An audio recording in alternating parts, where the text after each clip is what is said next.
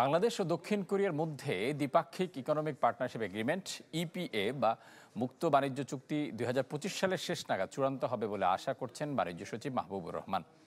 Korea Bangladesh investment সেমিনারে বাণিজ্য সচিব বলেন, আগামী জুলাইয়ের শেষে আলোচনা শুরু হয়ে চলবে ৬-৭ দফা। প্রস্তাবিত ইপিএতে শুল্ক যৌক্তিকীকরণ, বিনিয়োগ, আঞ্চলিক মূল্য সংযোজন, সেবা খাতে বাণিজ্য সহ বিভিন্ন বিষয় অন্তর্ভুক্ত থাকবে, যা দুদেশের বাণিজ্য সম্প্রসারণে সহায়তা করবে।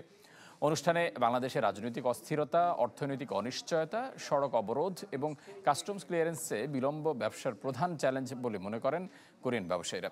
এ সময় বিদেশি বিনিয়োগ আর পণ্য রপ্তানি বৈচিত্র্যকরণের ক্ষেত্রে উচ্চ শুল্ক হারকে বড় বাধা হিসেবে দেখেন doctor Zaidi Sattar. Customs clearance is always a question. It's a debate. It's a long, extending debate in Bangladesh, and we are trying.